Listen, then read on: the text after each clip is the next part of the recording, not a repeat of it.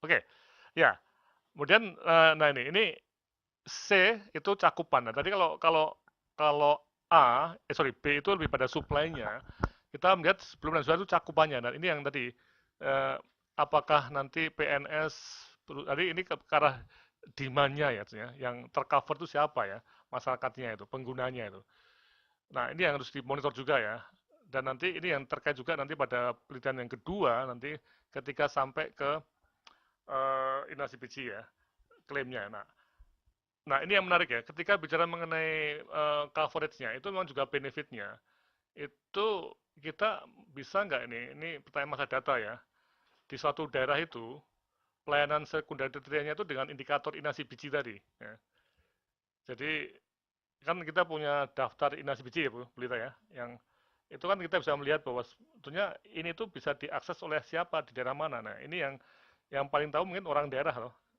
Misalnya sekarang seperti kalau tidak ada batu pemecah ginjal ya tidak bisa tadi urologi yang bedah urologi di situ seperti ini.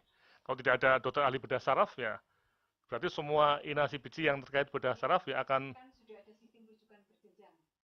betul. Tapi kalau seperti Papua nih, bro ya, bagaimana orang Papua mau ke ke Jakarta, Surabaya hanya orang kaya, karena BPJS tidak kecuali kalau BPJS mempunyai kebijakan transportasi ditanggung Pemda. Pemdanya mana? Papua berani. Ya, jadi ini ya, ya, ya.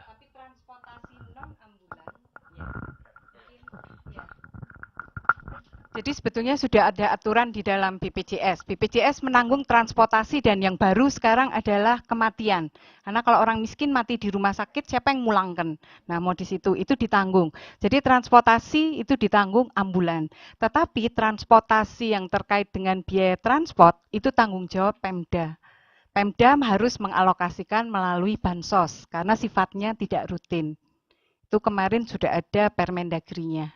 Bahkan Permendagri karena desakan Pemda saat ini Permendagri nomor 27 2013 ya kalau nggak salah Mas Haji, yang mengatur bahwa tentang penggunaan APBD untuk 2014 seharusnya kan hanya boleh Pemda membiayai miskin di luar PBI. Tapi kemudian diubah di luar PBI saja. Jadi masyarakat mampu pun itu boleh dibiayai. Yang ini yang digunakan dasar oleh Jamkesda di Kalimantan Timur untuk membiayai seluruh penduduk. Jadi kelihatannya nego daerah ini masih sangat kuat. Mungkin itu yang Ketika bicara mengenai manfaat, jadi siapa yang akan mendapat manfaat di coverage tadi ya, ini dalam konteks tiga dimensi dari itu coverage itu memang di sini juga ya, siapa sih yang cakup tadi ya. Tapi kalau dari tadi kita katakan ya, yang ditanggung BPJS hanya ambulans, berarti tiket pesawat dari Jayapura ke Makassar atau ke Jakarta atau Surabaya itu tidak ditanggung ya. Nah, ini berarti yang pakai berarti kembali lagi orang menengah atas, ya pastilah. Nah, ya, nah ini jadi satu isu yang menarik ketika kembali ke pooling tadi ya. Makanya pertanyaan besar ketika bicara mengenai kebijakan nasional itu dengan single payer ini ya, single pool Pak nih ya, Pak Bismo ya. Ini apakah prinsip equity itu akan terjamin nih? Ini jadi satu pertanyaan besar ya. Dan sekarang tuh masih debat kusir kalau saya lihat ya.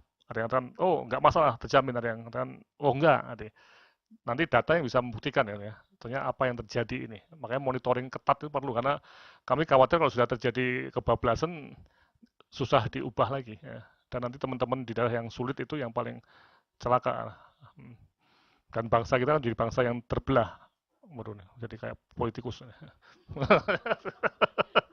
Serem.